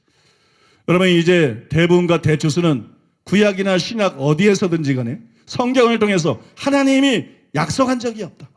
하나님이 대붕과 대추수를 예언한 적이 없다. 그걸 분명히 아셨을 거예요. 그래서 우리는 대붕과 대추수라는 이 허황된 꿈을 접어야 되는 거예요. 우리는 대붕과 대추수라는 이 허황된 꿈을 버려야 됩니다. 그 대신 우리는 세계의 선교라는 꿈을 꾸어야 돼요. 세계의 선교, 세계의 복음화라는 꿈을 꾸어야 돼요. 여러분 현실을 냉정하게 직시할 필요가 있어요. 열심히 선교를 하면 마음밭이 좋은 곳에서는 부흥이 일어납니다. 그러나 마음밭이 안 좋은 곳에서는 일부 영혼들을 구원할 수는 있어도 부흥은 일어나지 않습니다. 마음밭에 따라서 부흥이 일어날 수도 있고 안 일어날 수도 있어요. 부흥은 우리의 소관이 아니라는 것이, 반면에 선교는 우리의 소관입니다. 선교는 우리가 반드시 해야 될 우리의 사명입니다. 그러므로 우리는 대부흥과 대추수가 아니라 세계의 선교를 꿈꿔야 돼요. 세계의 선교를 꿈꾸고 세계 선교를 위해서 매진해야 됩니다. 우리가 이처럼 대부흥과 대추수에 대해서 성경적으로 바르게 정립하는 것, 바르게 정립하고 바르게 분별하고 이런 일들은 굉장히 필요한 일이에요. 이건 단순히 사색적이거나 사변적인 것이 아니에요. 우선 이것이 성경적이고 옳기 때문이고, 다음으로 그래야 열심히 사역하고 난 다음에 실망하거나 좌절하지 않습니다. 즉 선을 행하다가 낙심하게 되지 않기 때문이에요. 슬프게도 영성운동이나 신사도운동 진영에서는 오래전부터 대부흥과 대추수에 대해서 예언하고 가르쳐왔습니다. 우리도 한때는 물론 그랬죠. 그러나 아무리 믿고 아무리 기도하고 아무리 모이고 아무리 사역을 해도 그 일이 일어나지 않았어요. 그래서 점차 열기가 사라지고 꿈이 재가 되어버렸어요. 꿈이 상처가 되어버렸어요. 꿈이 절망이 되어버렸어요. 우리는 그 전철을 밟으면 안 된다는 거예요. 그들의 전철을 밟지 말아야 된다는 거예요. 그 대신에 주님의 지상명령을 기억하고 현실적인 목표인 전도와 선교에 올인해야 됩니다. 그렇게 하다 보면 부흥이 일어날 수도 있어요. 어느 지역에서는 대부흥이 일어날 수도 있어요. 어느 나라에서는 대부흥이라고 부르시는 그런 큰 부흥들이 일어날 수도 있습니다. 또 여러분, 부흥이 안 일어나면 어떻습니까? 대부흥이 안 일어나고 대추수가 안 일어나면 어떻습니까? 하나님은 부흥을 일으켰다고 상을 주는 분이 아니에요. 하나님은 우리의 마음을 보시는 거예요. 하나님은 우리의 중심을 보시는 것입니다. 하나님은 우리의 태도를 보시는 것이에요. 예수님이나 사도들의 사역에 기대한 것보다 사람들이 적게 반응했다고 예수님이 실패한 것입니까? 사도들이 실패한 것입니까? 바울이 실패한 것입니까? 전혀 그렇지가 않죠. 하나님은 그런 눈에 보이는 대부흥이나 대축수나 이런 결과를 보고 우리를 평가하시지 않고 그 일에 임하는 우리의 동기와 중심과 우리의 마음과 열심과 사랑 믿습니까? 헌신과 희생 그런 것들을 보시고 우리를 평가하시기 때문에 여러분, 대부흥이 일어나든 안 일어나든 우리가 바른 마음가짐으로 열심히 복음을 전하고 열심히 선교하며 살았다 그러면 우리는 여러분 승리자라는 것입니다. 하나님은 그 사람을 최고로 평가하신다는 걸. 끝으로 이것을 말씀드리고 싶습니다. 성경에 대부흥과 대추수에 대한 예언이 없으니까 이제부터는 열심히 전도하고 선교하고 부흥이나 추수는 아예 꿈도 꾸지 말아야 되느냐? 그렇지는 않습니다. 왜냐하면 세계적으로 동시다발적으로 일어나는 대부흥과 대추수는 불가능합니다. 그러나 세계의 이곳저곳에서 일어나는 국지적인 크고 작은 부흥들은 얼마든지 가능합니다. 믿습니까? 그래서 우리는 첫 번째 같은 대부흥과 대추수로 불리는 그런 허황된 꿈을 꾸지는 말아도 우리는 여러분 부흥을 일으킬 수 있는 곳에서는 부흥을 꿈꿔야 됩니다. 큰 부흥을 일으킬 수 있는 토양이 되는 곳에서는 대부흥을 꿈꿔야 됩니다. 대추수를 꿈꿔야 됩니다. 여러분 믿습니까? 그렇게 균형을 잡아야 됩니다. 이미 말씀을 드린 것처럼 단순히 뜨겁게 기도하고 성경적인 순전한 진리를 전하고 성령의 권능으로 사역한다고 반드시 부흥이 일어나지는 않습니다. 사람들의 마음밭에 따라서 부흥이 일어나기도 하고 안 일어나기도 하죠. 우리는 경험을 통해서 그거를 알고 있어요. 우리는 단순히 이론을 통해서 하는 것이 아니에요. 우리는 그것을 경험했습니다. 경험적으로 알고 있어요. 우리 교회는 뜨겁게 기도하고 순전한 진리를 전하고 성령의 권능으로 변함없이 사역해 왔습니다. 우리나라에서 약 15년 동안 그렇게 열심히 사역했습니다. 그런데도 주일 출석 인원이 10,000명도 안 돼요. 주일 출석 인원이 10,000명도 안 돼요. 그 다음에 여러분 사랑하는 사람들 모이면은 2,000명이 조금 넘게 모일 뿐입니다. 그런데 똑같은 기도, 똑같은 진리, 똑같은 능력으로 똑같은 능력을 사역했는데 아프리카에서는 선교한 지 1년이 조금 지났을 뿐인데 여러분 우리나라하고 규모가 같습니다. 우리나라하고 규모가 거의 비슷합니다. 여러분 대중집회 같은 경우에는 우리나라보다 10배 이상 모여요. 사사모보다 10배 이상 모입니다. 여러분 또 베드로처럼 한 번 설교에 3,000명이 회개하는 그런 여러분 놀라운 역사도 일어났고 우리가 그 소식을 들었습니다. 그래서 우리가 흥분하고 있고 그래서 여러분 아프리카에서 대부흥이 일어날 것을 기대하고 있어요. 아프리카에서 대추수가 일어날 것을 기대하고 있어요. 한국 사람하고 마음밭이 다르기 때문에 잘 먹고 배부르고 이기적이고 닳고 다른 이 나라 사람들하고는 마음밭이 다르기 때문에 아프리카라면 대부흥이 일어날 수 있다. 아프리카라면 대추수가 일어날 수 있다. 대부흥과 대추수를 기대하고 있습니다. 이처럼 아프리카처럼 가난한 그래서 마음이 가난한 국가를 선교할 때는 대부흥과 대추수를 얼마든지 기대할 수가 있는 것이에요. 우리가 여러분 그런 도시와 국가들의 우선권을 듣고 집중함으로써 여러분 실제로 대부흥과 대추수를 일으킬 수가 있는 것입니다. 그러나 여러분 그렇지 않은 나라나 도시들도 절대로 외면하지 말고 열심히 선교해야 됩니다. 그래서 할 수 있는 한 많은 영혼들을 구원해야 돼요. 단순히 대부흥을 일으키고 추수를 일으키고 이것이 목적이 아니라 영혼들을 사랑하고 예수님의 심장을 가지고 할 수 있는 한 많은 영혼들을 구원하는 것이 우리의 목표가 되어야 됩니다. 그것이 우리의 꿈입니다. 그것이 우리의 사명입니다. 그것이 우리 교회의 사명입니다. 그것이 주님 앞에 갈 때까지 저와 여러분들이 협력해서 최선을 다해서 해야 될 일인 줄로 믿습니다. 그래서 이 시간에 우리가 주님 앞에 기도하겠습니다. 우리가 주님 앞에 기도하겠습니다. 하나님께서 우리 교회 뜨겁게 기도하시는 기도의 영과 순전한 진리와 또한 성령의 권능과 은사들을 부어주셨습니다. 단순히 이 교회를 위한 것이 아니고, 단순히 이 도시를 위한 것이 아니고, 단순히 이 나라를 위한 것이 아닙니다. 아프리카와 열방에 있는 영혼들을 위한 것입니다. 하나님께서 우리를 열방을 위해서 선택하셨고, 하나님께서 우리를 열방을 위해서 부르셨습니다. 아버지, 우리가 그 사명 감당할 수 있게 하여 주시옵소서. 그 사명 감당할 수 있게 하시고, 아버지, 아프리카에서 큰 부흥이 일어나게 해 주시옵소서. 놀라운 추수가 일어나게 해 주시옵소서. 아프리카를 기점으로 전 세계적으로 곳곳에서 부흥이 일어나게 해 주시옵소서. 추수가 일어나게 해 주시옵소서. 수많은 영혼들 구원할 수 있게 해 주시옵소서. 주님 마음을 시원케 드릴 수 있는 이 교회 될 수 있게 해 주시옵소서. 사명 감당하고 주님 앞에 갈 수 있게 하여 주시옵소서. 우리 하나님의 마음을 가지고 하나님의 나라와 하나님의 의를 구하겠습니다. 주여 삼창하고 통성으로 기도하겠습니다. 주여! 주여! 주여!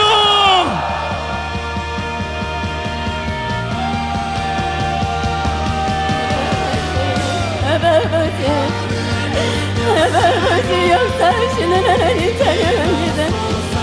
하나님 모든 사람이 진리를 알고 하나님 구원받기를 원하시는 아버지의 마음을 우리에게 부으소서. 아버지의 마음을 우리 모두에게 부으소서. 아버지, 우리는 아버지를 사랑하며 하나님 영혼들을 끝까지 사랑하며 나아갈 것입니다. 우리에게 아버지 하나님 진리를 부어주시고 하나님 진리를 외칠 수 있는 그 담대함과 용기와 믿음을 하나님 부어주시는 주님을 찬양하며 경배합니다. 하나님이 우리를 창조하시고 만드실 때처럼 하나님 우리 안에 그 하나님을 사모하는 마음, 하나님 때묻지 않는 하나님을 사랑하는 마음을 부어소서. 더욱더 아버지를 사랑하게 하시고 하나님 진리를 사랑하며 아버지를 사랑할 수 있도록 하나님 우리의 마음이 더 선사하고 깨끗해질 수 있도록 하나님 역사하시고 인도하여 주시옵소서. 하나님 열방을 위하여 죽어가는 수많은 영혼들을 회복하며 단 한 명이라도 살리기를 원하시는 내 아버지의 그 마음과 열정을 우리 모두에게 부으시옵소서. 아버지, 우리는 나아갈 것입니다. 아버지, 우리는 아프리카를 향하여 나아갈 것이며 하나님, 우리는 열방을 향하여 전진하며 나아갈 것입니다. 하나님, 선교하며 복음을 전하며 아버지, 우리는 나아갈 것입니다. 아버지, 영혼들을 구원할 수 있도록 복음의 능력으로 역사하소서.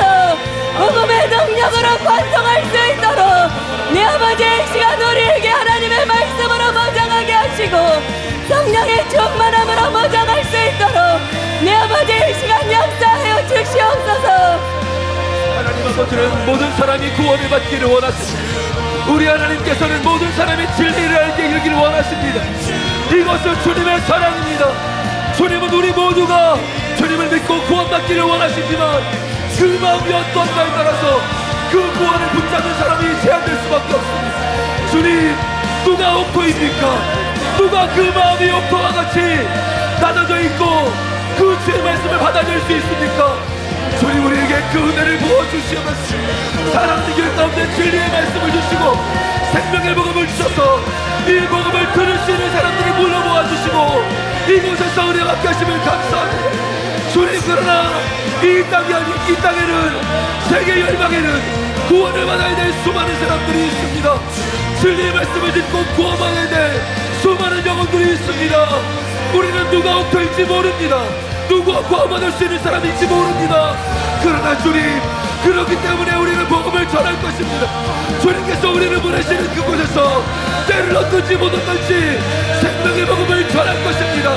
주님, 우리를 준비시켜 주시면서 아프리카로 나아가게 하여 주면서 중국으로 가게 하시면서 세계 열방으로 주님 보내시는 곳에서 주님이 어디로 보내시는지 그곳에서 주의 말씀을 전할 수 있는 사람들로 무장되게 하여 주시면서 구원받을 수 있는 사람들, 주님의 말씀을 듣고 구원받을 수 있는 사람들, 주님 그들을 불러 모을 수 있도록 우리를 사용하여 주시면서 진리의 말씀을 전하고 생명의 복음을 전하고 성령의 나타나심과 능력으로 살아갈 수 있는 그런 우리가 될 수 있도록 주님 역사하여 주시면서 옥토로 준비될 수 있도록 그 마음이 기경되게 하소서.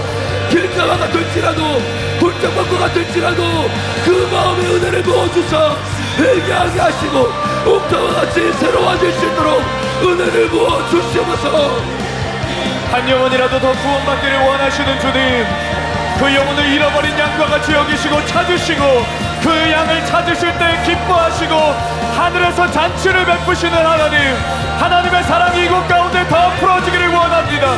우리를 준비시키신 주님, 진리로 기도로 성령의 권능으로 우리를 준비시키시고 너희가 나아가서 아프리카의 영혼들을 살려라, 너희가 나아가서 열방의 영혼들을 살리기를 원한다. 내 마음을 전해주기를 원한다. 내가 그들을 얼마나 사랑하는지, 내가 그들을 얼마나 구원하기를 원하는지, 잃어버린 양을 찾는 마음으로, 잃어버린 자녀를 찾는 마음으로 내가 그들을 향해서 얼마나 했다고, 얼마나 그들을 구원하기를 원하는지 너희가 준비되어지기를 원하고 너희가 그것을 깨닫기를 원한다. 하나님, 우리가 그 마음으로 가기를 원합니다. 그 마음으로 준비되어진 자들로 일어나기를 원합니다. 아프리카를 향해서, 열방을 향해서 더욱더 나아가게 하여 주시옵소서. 하나님, 구주기 전환을 통해서 복의 열쇠로 주신 주님을 찬양합니다. 주님, 더욱더 많은 영혼들이 추수되게 하여 주시옵소서. 복음을 깨닫게 하여 주시옵소서. 구원받는 귀한 역사가 일어나게 하여 주시옵소서. 하나님의 은혜를 부으시옵소서. 여러분 더 간절함으로 기도하십시오. 계속해서 방언으로 힘있게 기도하십시오. 하늘의 성령께서 우리에게 임하시고 우리를 통하여 그리스도의 증인으로 하나님의 복음을 들고 나아갈 수 있도록 주의 성령이 우리에게 임하십니다. 하나님의 하늘 문을 여시고 사랑하는 교회 가운데 주의 성령을 물붓듯 쏟아 부으소서. 진리의 양을 쏟아 부으소서. 하나님, 우리가 허황된 꿈을 꾸는 것이 아니라 잘못된 진리로 하나님, 우리가 노력하지 않고 얻으려고 하는 것이 아니라 너희는 부지런히 복음을 전하라. 내가 올 때까지 증인된 삶을 살아라. 하나님, 씨를 뿌리러 나가라. 우리가 씨를 뿌리는 그곳에 하나님이 기쁨의 잔을 거두게 하십니다. 하나님, 우리의 심령이 불붙이소서. 불붙이소서. 우리가 나가지 않으면, 우리가 전하지 않으면 어떤 곳에서 추수가 일어날 수 없습니다. 하나님께서 이루어주시는 일 가운데 우리를 세우셨기에 우리는 믿음으로 반응하며 감사함으로 달려갑니다. 진리의 말씀을 가지고, 복음을 가지고, 능력을 가지고 하나님이 일으키시는 영혼들, 살리게 원하시는 영혼들, 그곳으로 우리가 나아갈 것입니다. 하나님, 물러서지 않게 하소서. 물러서지 않게 하소서. 더 불타는 심령을 하나님 부어주시옵소서. 이 시간에 우리 안에 주의 마음을, 주의 심장을, 하나님의 마음을 부어주소서. 부으소서. 부으소서. 제가 부으소서. 제가 역사하소서. 제가 역사하소서.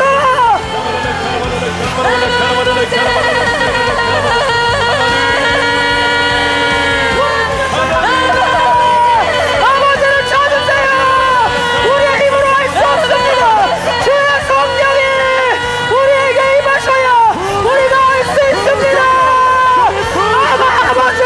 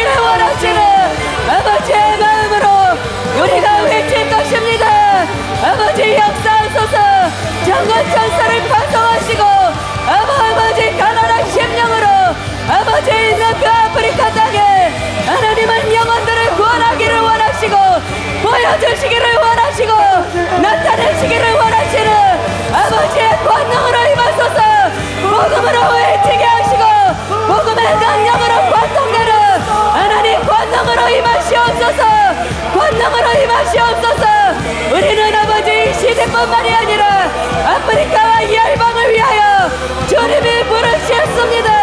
아버지 역사하소서. 나가기를 원합니다. 전하기를 원합니다. 아버지의 복음을 외칠 수 있도록 주의 성령으로 우리를 사로잡으소서. 주의 성령으로 우리를 사로잡으소서. 주님 우리의 마음을 성령으로 사로잡으소서. 누가 나의 마음을 가졌느냐, 누가 주의 마음을 품었느냐, 내가 누구를 보낼 것이고 누가 우리를 위해서 갈 것이냐, 주님은 우리에게 묻고 계십니다. 주님 우리를 보내소서. 주님 나를 보내소서. 우리에게 주의 마음을 부으소서. 주님이 가라 하시는 곳으로 우리를 보내시면서 우리에게 주의 마음을 지금 부어주시면서 여러분 구하십시오. 지금 주의 마음을 구하십시오. 주님의 마음이 우리 가운데 부어지고 있습니다. 자원하는 심령, 주님을 마음을 먹고 나갈 수 있는 사람들 주님이 찾으십니다. 주님 내가 여기 있나이다. 나를 보내소서. 우리 가운데 주의 마음을 더 부으소서. 주님의 마음을 묻고 열방으로 나갈 수 있도록 우리 주의 마음을 묻고 우리가 있는 그 자리에서 기도하며 주의 영혼들을 섬길 수 있도록 아버지여 그 은혜를 지금 부으소서. 주의 마음이 이곳에 부어지게 하소서. 아버지 주의 권능을 지금 쏟아 부으소서. 담대하게 아버지의 마음을 담대하게 주님의 말씀을 전할 수 있도록 이 시간 역사하소서. 받으세요 받으세요. 주의 성령의 권능의 불을 받으라. 주의 성령의 권능의 불을 받으라. 우리는 이 성령의 불을 받고 나가야 됩니다. 아버지 쏟아 부으소서.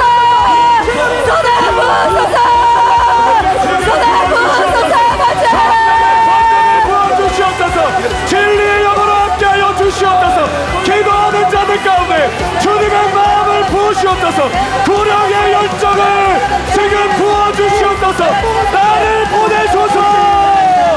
나를 보내소서. 죽어가는 저 영혼들을 위해서 나를 보내주시옵소서.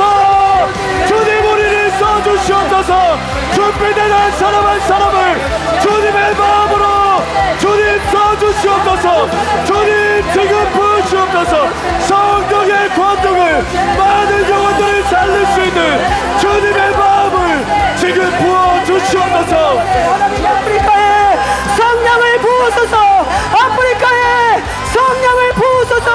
더 큰 문을 열어주소서. 더 큰 문을 열어주소서. 아프리카의 대부흥을 아프리카의 대추수를 하나님이 열어놓으신 그 번째 추수를 우리가 이루어 가겠습니다. 하나님 역사하소서. 진리의 말씀으로 주의 성령으로 역사하여 주소서. 아프리카여 돌아올지어다. 하나님께로 돌아올지어다. 아프리카에 하나님의 권능의 역사가 일어날지어다. 죽은 자가 살아 일어나는 기적들이 일어날지어다. 아프리카 부룬디 지교회를 통하여 아프리카 전역에 진리의 말씀이 퍼져나갈지어다. 주의 복음이 번져갈지어다. 아버지 역사하소서. 아버지 역사하소서. 하늘의 문을 여소서. 하늘의 문을 여소서. 아버지 하늘의 문을 여시고 역사하소서. 아버지의 영광으로 임하소서. 아버지의 영광으로 임하소서. 아버지의 영광의 옷을 다니게 하소서. 아버지의 영광을 다니고 일어나게 하소서. 우리가 여기 있습니다. 우리가 여기 있습니다. 아버지의 마음을 시원케 해드리길 원합니다.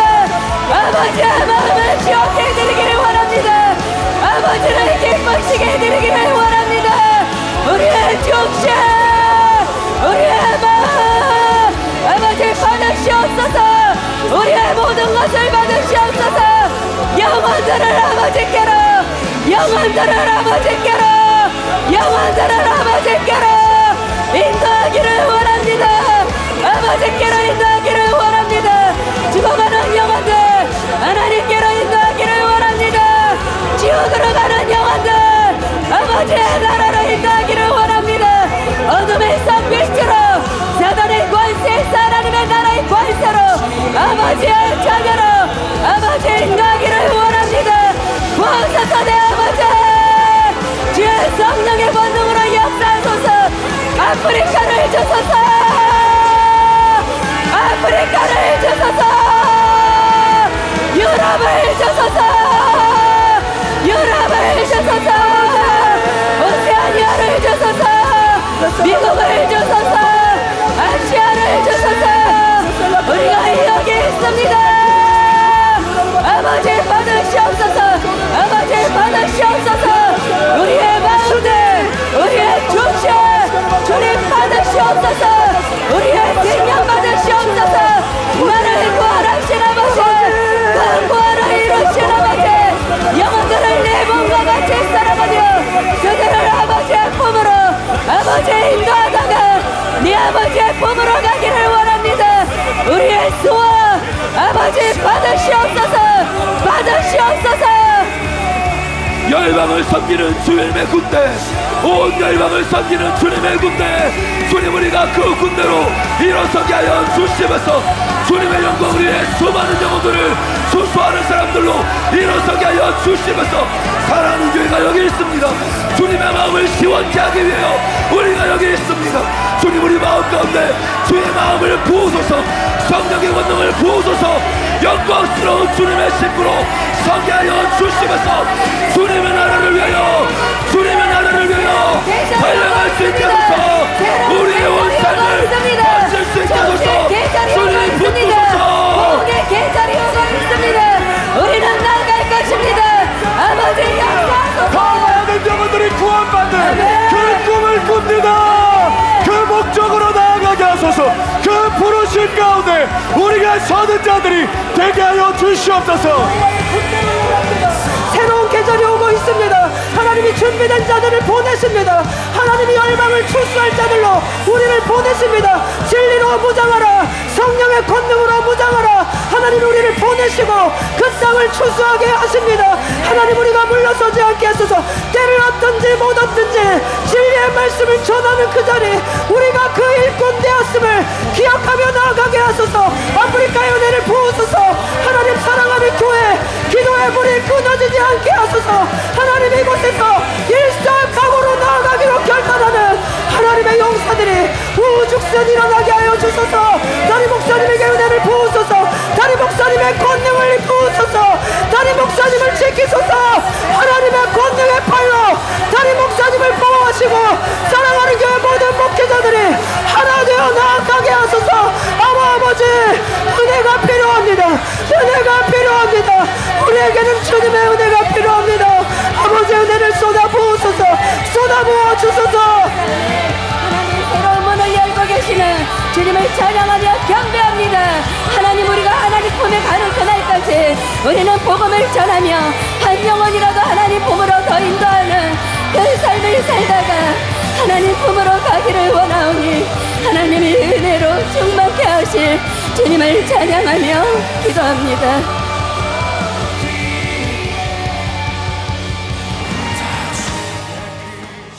이 모든 말씀 존귀하신 예수님의 이름으로 기도드립니다. 아멘.